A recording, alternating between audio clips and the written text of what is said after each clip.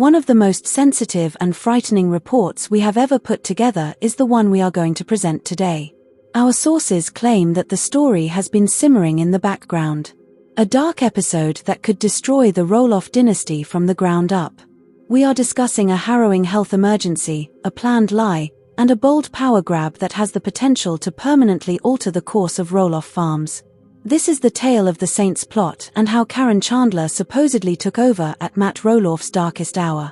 We've been witnessing the Roloff family's slow-motion disintegration over the farm's destiny for years. However, what if a stealthy internal takeover posed a greater threat than a price dispute? According to our unique theories based on consistent insider information, a recent, unreported medical care turned into the ideal smokescreen for a vicious power struggle. The narrative that follows is a meticulous reenactment of events that have been purposefully concealed from the general public and even from the Roloff children. The story of Roloff Farms is going to take a very, very dark turn, so get ready. To gain control, Karen concealed Matt's medical condition from his family. Please do me a favor now if you believe in finding the truth and want to stay up to date on everything little people, big world before we delve into the terrifying timeline of this purported cover-up. Press the like button and ring that notification bell and click subscribe if you haven't already. Your assistance enables us to delve further and reveal these exclusive reports. You don't want to overlook any updates. The ideal storm. We must first establish the scene in order to comprehend the seriousness of what has transpired. Tension has been raging on Roloff Farms for the past few years. The aspiration of a family heritage, formerly the show's main support, has fallen apart. In a spectacular and highly visible way, the sale of the farm's north side to Matt's sons, Zach and Jeremy, had collapsed. There was a huge fallout. To put themselves physically and emotionally apart from Matt and Karen, Zach and Tori relocated to Battleground, Washington, an hour apart. After their desire to raise their family on a farm was rejected, Jeremy and Audrey forged their own route, buying a large property close by but staying emotionally apart from the main functions of the farm. Once a hive of family activity, the farm turned into a more sedate, remote kingdom. Matt Roloff is the ruler of the kingdom, and Karen Chandler is his constant queen-in-waiting. Our unnamed sources, who do not want to be identified for fear of retaliation, describe Matt Roloff as becoming more and more alone. His body was starting to exhibit increasingly noticeable indications of wear and tear after dozens of surgeries and a lifetime of physical struggles brought on by his dystrophic dysplasia. His motions were more difficult, and his dependence on crutches was more obvious than ever. But his intellect was as keen and aspirational as ever. He was in the midst of building his ideal home, a huge contemporary palace that was a testament to his own ideas. A long cry from the farmhouse where so many memories were made. The ideal storm started to form in this setting, with a broken family, an old father, and a new power structure firmly establishing itself around Matt and Karen. From farm manager to Matt's girlfriend and eventually fiancée, Karen had become heavily involved in all aspects of Matt's life. She was more than just his companion. She served as his confidant, operations manager, and gatekeeper. She was perhaps even more knowledgeable than Matt himself about the farm's operating flaws, legal framework, and financial situation. She was the throne's driving force. Additionally, our experts claim that she was just waiting for the ideal time to get her to move. Unfortunately, Matt's health would suffer as a result of that moment. According to all accounts, the day it occurred was ordinary. A cold, cloudy Tuesday in late fall. It was the end of pumpkin season. The masses had dispersed, and the property was now under a calm low. Ever the restless visionary, Matt was spending the evening in his double-wides office, the makeshift residence where he had spent years. He was bent over a big drafting table, making ideas for a new attraction that would open the next year, a modern, more approachable petting zoo. At an adjacent workstation, Karen was quietly working on her laptop with him, handling emails and balancing the last figures from the pumpkin season. The only sounds were Karen's keyboard clicking softly, Matt's pencil scratching, and the heater's faint hum. The incident happened around 8 p.m., according to a thorough report compiled by people familiar with Matt's routine and the layout of the property. Angry at a design error, Matt forced himself to reach for another plan that was coiled up in a tube and resting against a bookcase on the other side of the little room.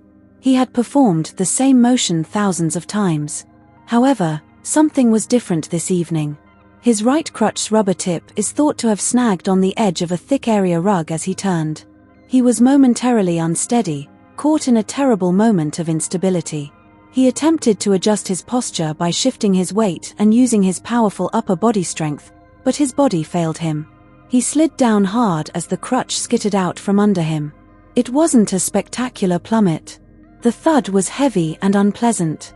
The clatter of flesh and bone against the harsh floor. Matt let out a harsh, guttural yell of pain. The calm evening was broken by the sound of unadulterated pain. His leg twisted beneath him at an odd angle as he fell clumsily on his left side.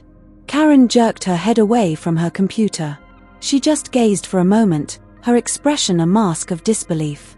She hurried over to join him. "Matt. Are you okay, Matt? Oh my gosh." But Matt wasn't feeling well. Sweat was beating on his pallid cheeks. His eyes were screwed shut in agony, and his teeth were clenched. All he could manage to say was a grunt of pain. "My hip." He was able to gasp. "I believe it's broken, Karen." This is the crucial stage, the turning point at which our sources claim that worry started to turn into calculation. Naturally, Karen's initial inclination was to assist. She dialed 911 right away, and as she gave the dispatcher their address, her voice wavered. However, she knelt next to Matt and tried to console him during the torturous minutes it took for the paramedics to arrive while he was married in terrible pain.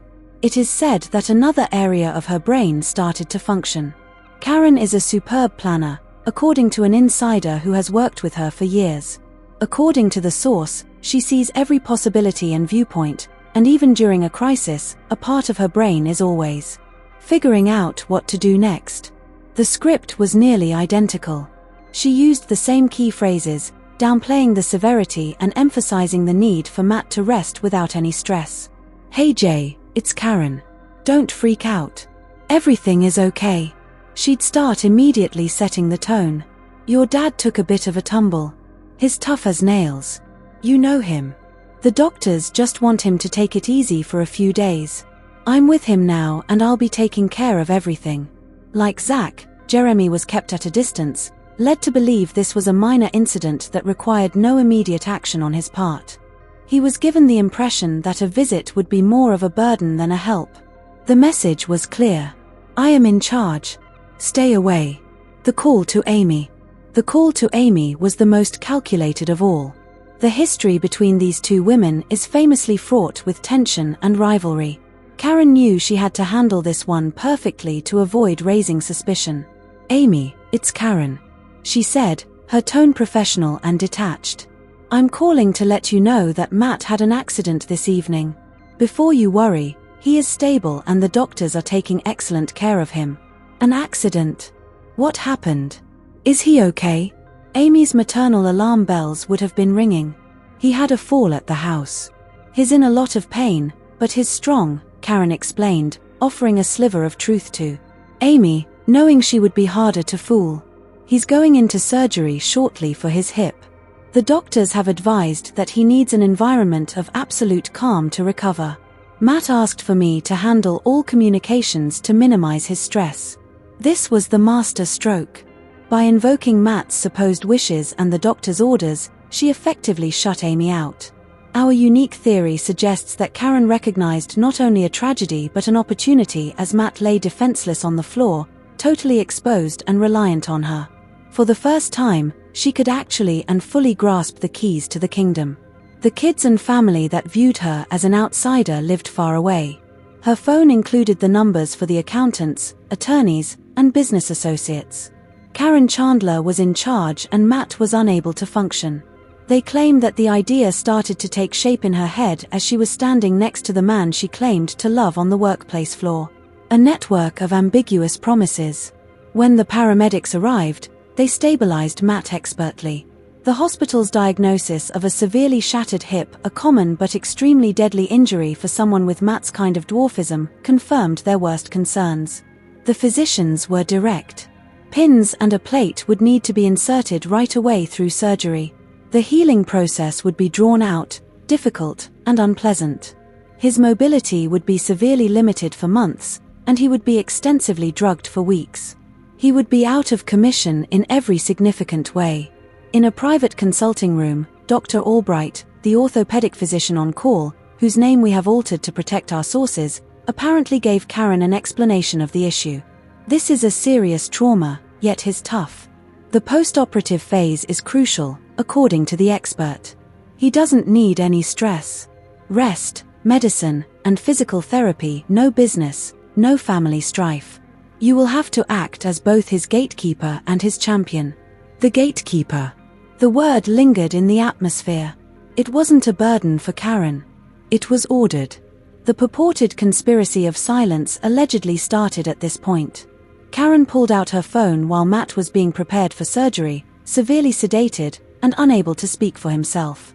She was aware that she needed to contact the family, but the way she did so would initiate the entire plot. It was a masterful exercise in narrative control, deflection, and downplaying. Zach was called. The casual dishonesty of our reconstruction of this call, which was based on second-hand recollections from family members, is unsettling. First, she called Zach.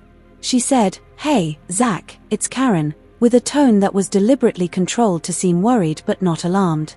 Zach, probably detecting the strangeness of a late-night call, said, "Karen, what's up? Is everything okay?" She answered hastily, "Oh, everything's fine. Don't worry, I just wanted to let you know your dad had a little setback tonight. Just a silly fall in the office. You know how he is. Always trying to do too much. A fall. Is he okay? Where is he?" "He's fine. He's fine," Karen insisted, her tone breezy. "He's just a bit banged up and his hip is sore. We're at the hospital, but honestly, the doctors are being completely overcautious. They just want to run some tests and keep him for observation. No need for everyone to panic and rush over. The last thing he needs is a big fuss." Notice the language.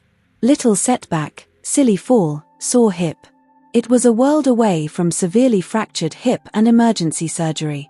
She framed the hospital visit as a precaution, not a crisis. Zach, an hour away with his own young family, would have no reason to doubt her. "Okay, well, keep me posted. Tell him I love him." "Of course I will," Karen said, her voice dripping with false sincerity. "I'll handle everything here so he can focus on getting better. You just focus on Tori and the kids. We've got this." She hung up, leaving Zach with a sense of mild concern, but not alarm. The first firewall was built. The call to Jeremy. Next, she called Jeremy. She positioned herself not as a girlfriend, but as Matt's official medically sanctioned protector. She created a boundary that Amy would feel socially obligated to respect lest she be seen as the dramatic ex-wife causing a scene. Of course, Amy would have said, her voice tight with concern and suspicion she couldn't voice. "Please, just tell him. Tell him I'm thinking of him." "I will," Karen said, and then ended the call. In the span of less than 15 minutes, Karen Chandler had successfully isolated Matt Roloff from his entire family. She had erected a wall of carefully chosen words, framing her control as helpfulness, her secrecy as protection. With Matt being wheeled into the operating room, unconscious and unaware, she was now the sole source of information, the singular point of contact, the farm, the finances, the future. It was all hers to command. The power grab could now begin in earnest. A blitzkrieg of paperwork. With the family placated and kept at bay, Karen allegedly launched a swift and ruthless campaign to consolidate her power. While Matt was lying in a hospital bed, recovering from major surgery, and cycling through waves of anesthesia and powerful opioid painkillers, Karen was not by his side, holding his hand. According to our explosive insider reports, she was at the farm office embarking on a legal and financial blitzkrieg. Her first call made the very morning Matt was in surgery was not to a family member with an update, but to a high-powered attorney in Portland, a specialist in estate planning and corporate law. This wasn't the falsy family lawyer the Roloffs had used for years. This was a shark. Over a series of encrypted emails and frantic phone calls that first day, Karen set her plan into motion. The objective to restructure Matt's assets in a way that would make her the primary and in some cases sole beneficiary and controller. Phase 1. The Roloff Legacy Trust. The centerpiece of her strategy was the immediate creation of a new legal entity, which we're calling the Roloff Legacy Trust. Based on documents our sources claimed to have seen. This wasn't just any trust. It was an irrevocable trust, a complex legal vehicle that is incredibly difficult to alter once it's established. And the fine print was devastating. While Matt Roloff was named as the primary beneficiary, Karen Chandler was named as the sole trustee. This is a critical distinction. As trustee, she had complete administrative control. She could manage the assets, make investment decisions, and even sell property held within the trust, all without Matt's active signature under the guise of acting in his best interest. Sources claim she spent hours with the lawyer faxing and scanning documents from the farm office, property deeds, LLC registration papers for the pumpkin patch business, bank statements, investment portfolios. She moved with a chilling efficiency, transferring the ownership of key farm assets, the very parcels of land the boys had fought for, out of Matt's personal name or his existing, more flexible family trust and into this new ironclad entity that she alone controlled. Phase 2. Securing the signature. Of course, for this to be legal, she needed Matt's signature. And this is perhaps the most disturbing part of the entire alleged scheme. 2 days after his surgery, Karen arrived at the hospital. Matt was in a bad way. He was disoriented, in constant pain, and on a cocktail of medications, including morphine, that left him in a fog. He was lucid only in short, unpredictable bursts. Karen came not with grapes in a card, but with a thick leather-bound folder in a pen. "Hey honey," she cooed, stroking his forehead. "How are you feeling?" Matt could only manage a weak groan. "Tired. Hurts." "I know, baby. I know," she said soothingly. "Listen, I don't want to bother you, but there are just a few routine farm bills and insurance forms that need your signature to make sure everything keeps running smoothly while you're in here. Just some boring paperwork. Can you just sign a few spots for me? Then you can go right back to sleep." She presented him with a stack of papers nearly an inch thick, but she didn't show him the complex legal jargon. She cleverly used cover sheets and strategically placed sign here sticky tabs to obscure the true nature of the documents. To a man in a morphine-induced haze, it would have looked like any other pile of administrative paperwork. Trusting her completely, believing she was just keeping the farm afloat, Matt, with a shaky hand guided by hers, scrolled his signature where she indicated. He signed away control of his empire and he never even knew it. With those faint strokes of a pen, Karen Chandler had legally become the most powerful person in the Roloff dynasty. Phase 3. Cutting off the old guard. With the trust established and the assets secured, Karen's next move was to sever the remaining business ties Matt had with his sons. These were often informal handshake agreements, the kind of deals a father makes with his children.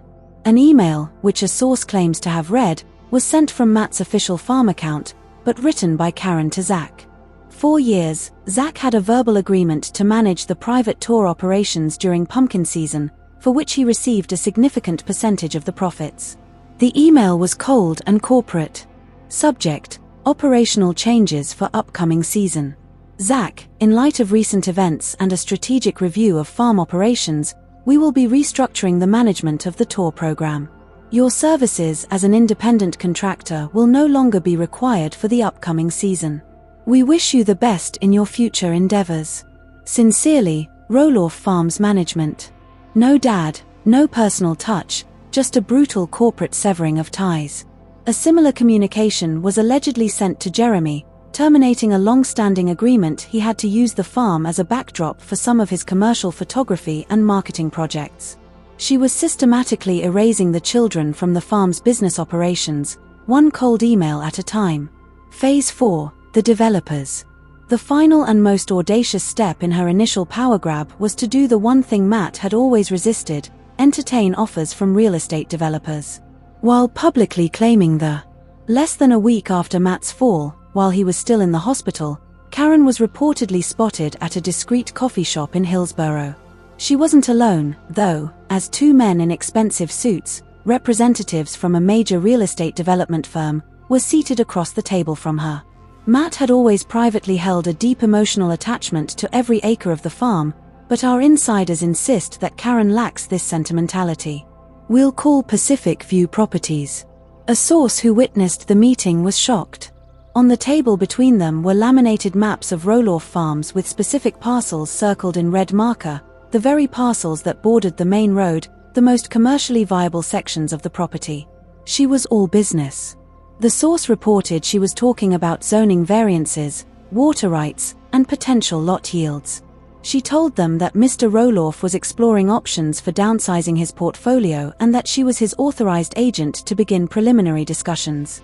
She was actively trying to sell off pieces of the farm, the birthright of the Roloff children, before Matt was even out of his hospital bed. She was claiming it was what Matt would want, a way to simplify his life after his health scare. But the timeline tells a different story.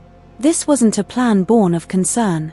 The speed and precision of her actions, the lawyer, the trust, the emails, the developer meeting, all point to a premeditated strategy, a playbook.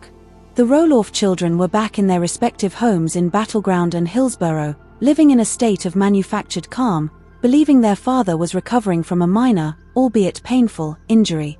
They trusted Karen's updates, which were always brief and positive. "Dad had a good night." She would text the family group chat. "The doctors are really pleased with his progress. He's still very tired." "It's just weird," Zach told Tori one evening while looking through his phone. "I've called Dad 3 times this week, and every time it goes to voicemail." But as the days stretched into a week, the carefully crafted facade started to show signs of weakness, and the total lack of direct contact with their father began to feel more like a lockdown than a form of protection. Then, a few hours later, Karen texts me to let me know that he is sleeping. "Does he sleep all the time?" Tori added, peering over his shoulder, "and the texts don't sound like him. Your dad uses a million emojis and makes typos. These are perfect. They sound like Karen." Zach knew his father, and even after a major surgery, Matt would want to talk to his kids to hear his grandkids' voices.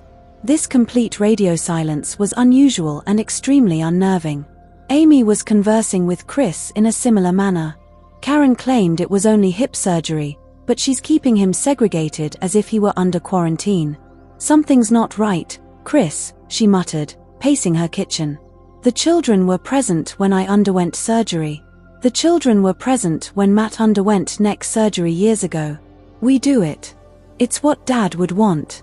Amy, the farm's first matriarch, had a gut feeling that her family was in jeopardy since she was aware of Karen's desire and had seen her develop influence over Matt for years.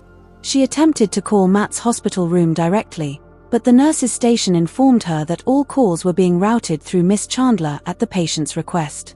This was a dead end, a wall she couldn't get past. The last red flag arrived when Zach got that icy corporate email dismissing him from the farm tours. He stared at his phone, blood freezing, wondering why his father, in his hospital bed, would have approved such a call and explain it himself. This was not his father, it was Karen. Zach quickly called Jeremy. "Did you receive a strange email from the farm? The one concerning my contract for photos?" "Yeah," Jeremy said, his voice tense. "What is going on over there? I thought Dad was just resting." The brothers, estranged by the farm conflict, were suddenly united by a common, chilling fear. The vague updates, the blocked phone calls, the bizarre business decisions, it all added up to something sinister. The conspiracy of silence was no longer holding. The children were starting to realize they had been deliberately cut out of the loop. Zach looked at Tori, his face grim with determination. "I don't care what Karen says. I'm going to the farm. I need to see him. I need to see him for myself." That decision to defy Karen's lockdown and check on his father unannounced would be the spark that ignited the entire powder keg. He had no idea he was about to walk into the middle of a silent coup and uncover the devastating proof of Korean's ultimate betrayal. Zach is on his way to the farm about to blow this conspiracy wide open.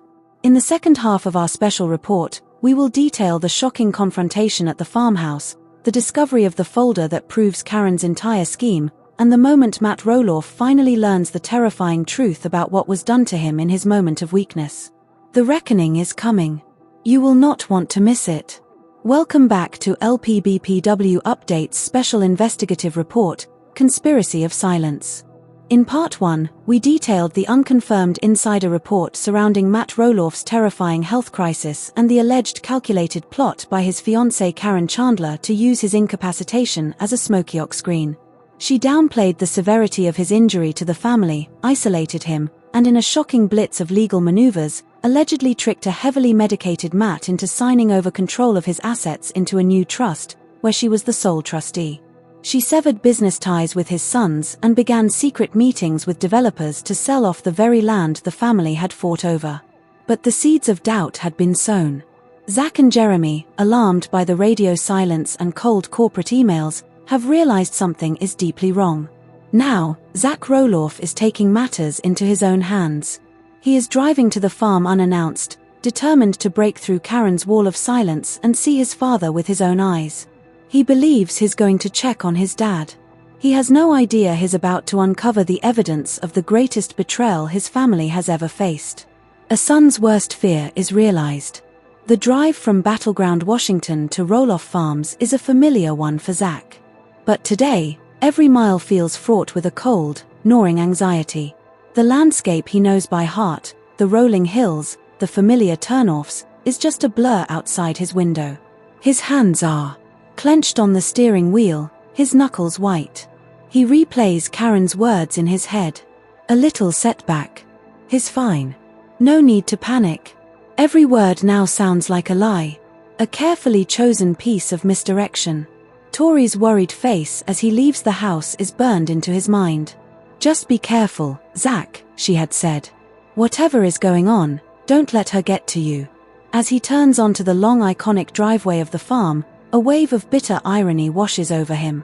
This was his childhood home, the sprawling playground where he and his siblings forged their identities. Now pulling up feels like an intrusion, an act of defiance.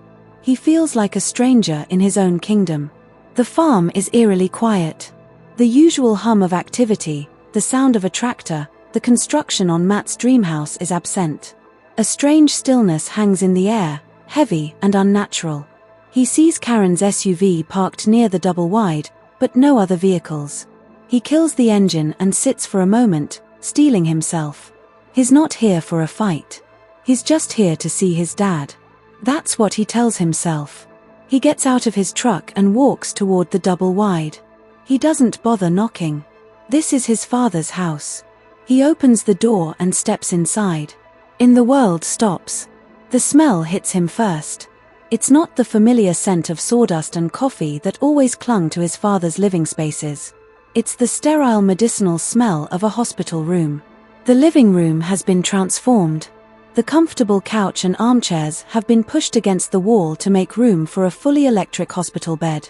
Next to it stands an 4-pole with a half-empty bag of saline solution, a small oxygen concentrator humming softly in the corner, and a bedside table cluttered with orange prescription bottles, a plastic water pitcher, and a cup of untouched Jell-O. This is not the recovery scene of a man who had a little setback. This is the setup for a man who is gravely ill.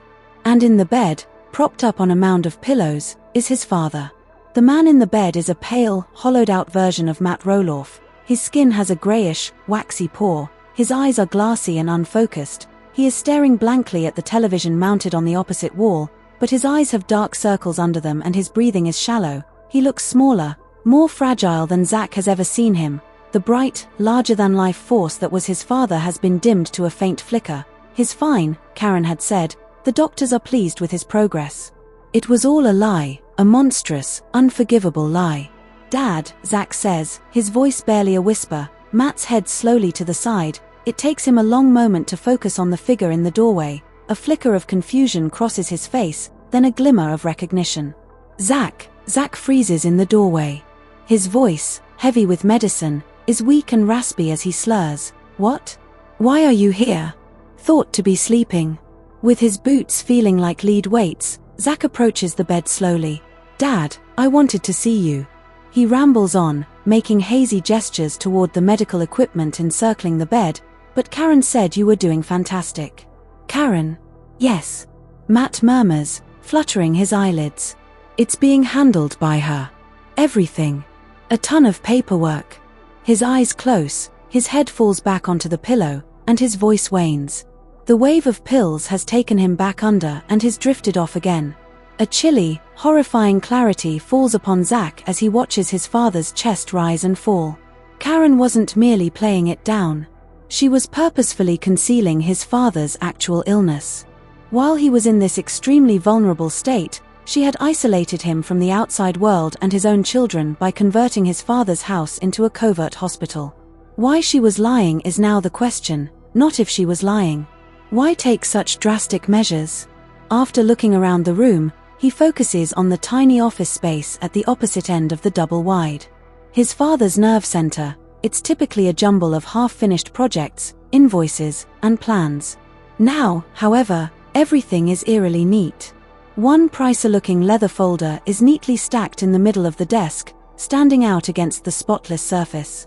It is brand new and has the words RLT Administration imprinted in gold letters. It doesn't appear to be anything his dad would utilize. It appears businesslike. It appears to be something Karen might find useful. Zach approaches the desk, his skepticism and excitement pumping through him. After a brief moment of hesitation, he opens the folder. His blood turns to ice when he discovers what's inside. The first document has a blue legal cover and is thick. He's not a lawyer, but he scans through the pages, looking for names, in bright big letters that read, the Roloff Legacy Trust Agreement. He notices that Matthew J. Roloff, his father, is named as the grantor and beneficiary. Then he notices the line that makes him gasp. Karen L. Chandler, sole trustee. The thick legal ease suddenly becomes crystal obvious when he reads the paragraph beneath it. For the benefit of the beneficiary, the trustee has the sole and full authority to manage, administer, sell, lease, or otherwise dispose of any and all assets held inside the trust. She is in complete control. In a panic, he turns to the final page. Although it is poor, his father's signature is present. A spidery, unsteady script that hardly matches his signature, which is usually confident. Additionally, the date next to it is from 2 days after the fall, which is when Karen said he was doing well. Now his hands are shaking. He opens the folder further. He discovers copies of the property deeds that formally transferred title from Matthew J. Roloff to the Roloff Legacy Trust for parcels A, B, and the land that houses the big red barn and the old home. Only last week is the timestamp on the filings. He then discovers that the emails he and Jeremy received cancelling their contracts are the same ones that were printed out in chilly black ink. He can see the IP address from which the email was sent at the bottom of the metadata. The hospital wasn't the source. From the farm's own network, it was sent. The final paper is the most damning of them, and it comes from this very office. This one-page memo is printed on the letterhead of Pacific View Properties, a posh commercial real estate company. Chandler is the recipient. Subject: synopsis of the initial conversation. The property of Roloff Farms. It was a joy to meet with you on Wednesday, Miss Chandler. As agreed upon, we are putting together an initial appraisal for the sale of parcels B and C. According to our preliminary analysis, there appears to be a great deal of developer interest, and we are certain that we may obtain proposals that far exceed agricultural value. As per your request, we will only speak with you as the Trust's only authorized agent and will keep this investigation completely private. We wait for your signal to continue. Zach glances at the memo's date. It was from 3 days following the fall of his father. Karen was meeting with developers to divide up and sell Matt's legacy while he lay in a hospital, struggling for his life. Everything falls into place. The evasive phone calls, the visits that were barred, the loneliness, and the Fossads. It was a coup. A covert, sneaky, mercilessly effective takeover. She had seized everything by taking advantage of his father's damaged body. He is overcome by a white-hot wrath that is more powerful and pure than anything he has ever experienced. It seems like a bodily violation because the betrayal is so complete and profound. This has nothing to do with a dispute about the price of a farm sale. It was predatory. This was wicked. His fingers are shaking so much that he can hardly use his phone when he takes it out. Every page in the folder, the developer memo, the deeds, the emails, and the trust document are all photographed by him. After that, he calls. Jeremy, he murmurs in a low, frighteningly composed voice. Now you have to get to the farm. Invite Audrey to accompany you. Then call your mother, please. Instruct her and Chris to arrive as soon as possible. On the phone, don't explain why. Simply inform them that there is a code red emergency. The person on the other end is pausing. What is it, Zach? What's the matter? Zach, utterly oblivious to the extent of his father's betrayal, glances over at him as he lies in the hospital bed in a chemically induced slumber. Zach's voice cracks with rage as he exclaims, "It's worse than we ever could have imagined. I have evidence that Karen has taken everything." The meeting point of lies and truth. The storm is at its quietest at Roloff Farms for the next 45 minutes. Zach takes a seat next to his father's bed. On his lap was the damning leather folder. He remains still. He merely observes his father's breathing. The anger within him hardened into a stern determination. He is more than just a son now. He protects. He is the custodian of a recently stolen legacy. Outside, he hears gravel crunching, and observes the arrival of Karen's SUV. She smiles blithely and cheerfully as she exits with groceries bags. She enters humming to herself and stops abruptly upon seeing him seated. A flash of panic, followed by a mask of severe disapproval, replaces her grin. Her voice is stern as she asks, "Zachary, what on earth are you doing here?" Zach slowly gets to his feet, holding the folder, and says, "I specifically told you your father needed absolute quiet. You shouldn't be here. You're stressing him out." He doesn't speak louder. He doesn't have to. No roar can compare to the silent ferocity in his gaze. He repeats, his words brimming with disdain, stressing him out. "Karen, look at him. Take a peek at him. He had a sore hip, you told me. You assured me he was all right. This is not acceptable. He is so high on drugs that he hardly recognizes his own name. You've been doing him what?" Karen's face goes white. Her poise begins to waver as she puts down the items. He was prescribed medication by the doctors. For the suffering. To make sure he has a peaceful, stress-free space to recover, I am strictly according to their instructions. A setting free from tension. Zach advances a step. "Is that the reason you met with Pacific View Properties developers 3 days after he nearly passed away? Did the doctor also prescribe that?"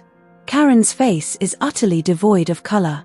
As she looks at the packet he is holding, she realizes she has been caught. She stutters, "I don't know what you're talking about." However, the deception is pitiful and feeble. Zach adds in a dangerously low voice, "Don't you?" He flings the developer's memo onto the coffee table after opening the folder. "Or what about this? Karen Chandler, you are the sole trustee of the Roloff Legacy Trust. Was my dad high on morphine when he asked you to do that? Did he ask you to autograph the works he had done over his life?" She adds in a raised, defensive voice, "You don't understand. I was keeping him safe. I was defending his possessions against. You guys and your incessant demands are the source of all the turmoil. For him, this makes things easier. It guarantees the safety of his legacy. With you, his legacy is secure." Zach scoffs at the harsh, resentful sound. "Piece by piece, you were selling it off. I was fired by you. Jeremy was fired by you. You were totally ignoring us. Karen, this isn't protection. It's a heist." At that moment, the front door opens once more. Audrey and Jeremy walk with sad expressions on their faces. Chris and Amy follow a few seconds later. Their faces showed a mix of worry and bewilderment. They all pause to see the scene. The papers on the table, the hospital bed, Zach and Karen stuck in a stalemate. "Oh my God," Amy exclaims, putting her palm to her mouth upon seeing Matt. With his gaze fixed on Karen, Jeremy shouts, "Matthew, what the hell is going on?" Zach says, "She's been lying to us," without ever averting his gaze from Karen. "Nearly anything. The farm, Dad's health, everything. Now everyone is around Karen. The cohesive facade of her family stands in front of her after having worked so hard to divide and conquer. In real time, her meticulously built world is crumbling. She screams, her voice breaking with despair, This is exactly what I was trying to avoid. You're all vultures falling on him. You have no concern for his well-being. The farm and the money are all that matter to you. Our father is important to us." With a shout, Jeremy advances menacingly. "That you obviously don't. All you saw when you watched him fall was a dollar symbol. I adore him." Karen is crying now, pouring down her face. "I took this action to protect our future and for him. I work as a team with him. He would have preferred this." "No." From the bedroom doorway came a feeble voice. The argument ends immediately.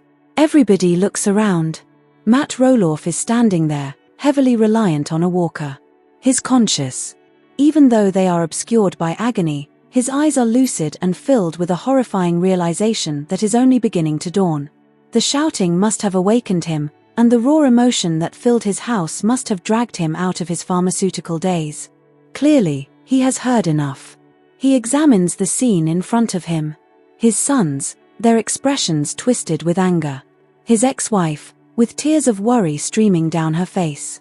He was going to marry Karen, the woman he loved, and she was standing there like an animal in a corner. His gaze slides to the folder containing the real estate memo and legal documents. With nauseating clarity, the pieces came together in his mind. The dull documents she made him sign while he was in the hospital. She insisted on taking care of everything. His memories of the previous week begin to clear, and he begins to view her acts in the harsh light of deceit rather than with love and trust. "Allow me to explain, Matt baby." Karen begins to approach him. "Everything is being twisted by them. I was merely attempting to assist. Help." Despite being quiet, Matt's voice pierces the room like a piece of glass. His eyes are filled with a deep sense of betrayal as he gazes at her. A cut far deeper than a fractured bone. "You told them I was fine. To protect you from stress," she says. He pointed to the folder with a trembling palm and said, "You had me sign these?" "Karen, to protect our assets for us in the developers?" The weight of his next question makes his voice waver as he asks, "Did you also meet with them on our behalf?" Karen's face falls flat. She has no response to offer. Her confession is the quiet. Matt makes a sound that is part chuckle, half sob, a sound of complete destruction. The lady he believed to be his guardian and companion had taken advantage of his last weakness, his impending deathbed, to destroy his legacy and take his kingdom away from him. She had attempted to remove his children from the trust he had placed in her with his life. "I trusted you," he says in a painful whisper. He looks at his kids, Zach and Jeremy, the boys he had pushed away and fought with, and says, "I trusted you with everything." Now he realizes that their struggle began because they wanted to be a part of his world. Karen's behavior were the result of a desire to possess it. When he looks back at Karen, the love and warmth that had always been there for her are gone. It has been replaced by a lifeless, frigid void. "You didn't protect me, Karen," he adds, his voice regaining some of its former power and finality. "I was buried by you." He steadies himself on the walker and takes a trembling breath. His voice is coldly calm as he says, "Get your things. Please up your belongings and leave my farm right away." Karen's mouth is open as she looks at him, looking for any sign of hesitation on his face. There isn't a chance to make this better. She has destroyed his trust, not just betrayed it. At his most vulnerable, she has showed him who she really is. Karen Chandler, defeated, embarrassed, and vulnerable, gives the family she attempted to destroy one final shattered glance before turning and heading for her room to pack. The wreckage will endure forever, but the conspiracy of silence is finished. A kingdom in pieces. Our insider information. Finish with this dramatic altercation, but the narrative is far from over. For the Roloff family, what comes next marks the start of a protracted, traumatic, and unpredictable chapter. A farm in chaos is described by people with knowledge of the situation. Karen Chandler has left. According to reports, she left her engagement ring on the kitchen counter before leaving for the last time, but her legal machinations are still in place. There is actual legal force behind the Roloff Legacy Trust. It bears Matt's signature, however it was acquired. We are informed that what follows is a harsh and expensive court battle. With Amy's and his kids' full support, Matt has enlisted a new legal team to attempt to nullify the trust by claiming that the papers were executed under duress. Even if his medical condition prevented him from having the mental capacity to comprehend them, the family will nonetheless have to face the most difficult and sensitive aspects of this betrayal in a court of law. The farm is in a state of uncertainty. The Dream House project has been put on indefinite hold, a half-finished memorial to an unrealized future. As Matt begins a real and extremely challenging physical rehabilitation, the daily operations are now causing him a great deal of stress. However, a tenuous, unanticipated mending has started amid the financial and legal turmoil. Now, Zach and Tori, Jeremy, and Audrey return frequently to the property as sons and daughters-in-law rather than as business associates. The rooms that were filled with deceit and stillness only weeks ago are now filled with laughter from the grandchildren they bring. They assist their father because he is their father and needs them, not because they are paid to do so. Chris and Amy have also taken over, offering a reassuring presence. Though not forgotten, Matt and Amy's past conflicts have been set aside in the face of a shared foe, a love for their kids, and the legacy they created together, despite its flaws. The core Roloff family is together for the first time in almost 10 years. In the furnace of this common trauma, they have been reforged. The final irony is that Karen Chandler might have unintentionally been the spark that kept the Roloff tradition intact in her deliberate attempt to take charge and remove the kids from it. She made the family realize what they stood to lose and what was really at risk. Each other, not just money or land. Roloff Farm's future is less assured than it has ever been. Would Matt be able to withstand the court struggle and regain control? Will he eventually figure out a means to pass if he does?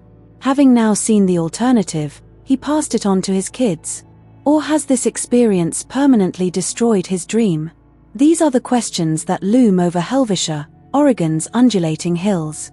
A dark and unsettling chapter has been revealed by this insider revelation. Love, trust, and the ultimate betrayal are the themes of this tale. How do you feel about this unexpected development? Was Karen always a heartless, cunning opportunist? Or was she a woman who thought she was doing what was best for Matt, but was driven to extremes by the never-ending family drama? Share your wild theories with us in the space provided for comments below. Additionally, make sure you have the LPBW update subscription set on if you want to be informed of every development in this continuing story. At every stage, we will be monitoring the court cases, the family relationships, and the farm's future. This level of analysis is unique to this site. We appreciate your participation in this special report. Stay until the next time. Knowledgeable.